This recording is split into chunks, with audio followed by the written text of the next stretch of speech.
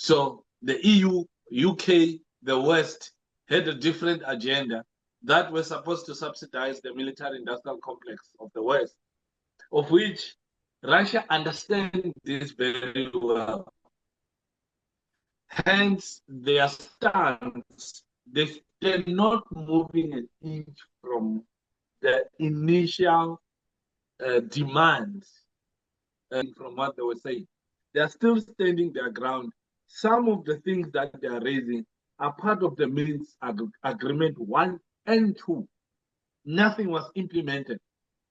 So, and also, these are the same countries who are supplying weapons to Ukraine, financial aid to Ukraine, sending weapons that threaten the head of state in Kremlin and in Sochi.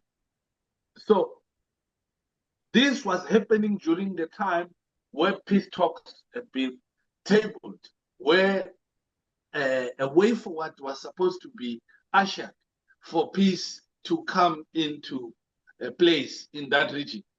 But you always see one side of these conversations not wanting to come to the table and put themselves forward, meaning the masters behind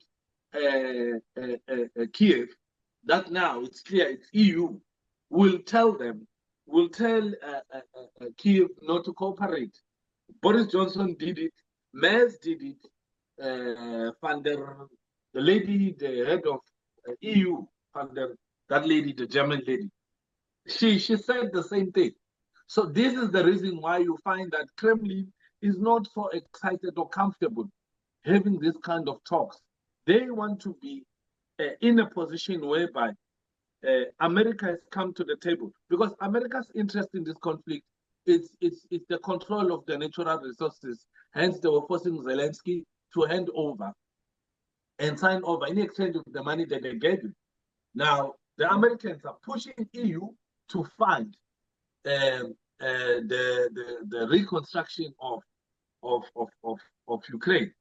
So all these three parties. On the other hand, Russia wants to make sure that their security concerns are addressed and their buffer zone is created. Should a threat happen, they will be able to defend themselves. Russia cannot be in a position where they will believe that there will be anything that will come to being between them and Kiev without involvement of EU and USA.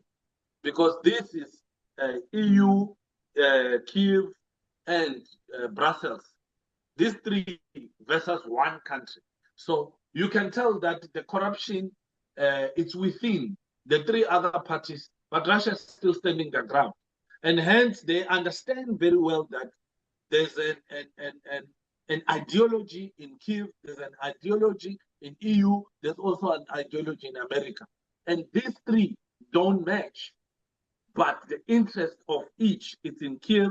They want to get whatever they want to get out of Kiev by any means necessary. So Russia is watching these three parties carefully to also say, should it happen that these guys are caucusing behind our back,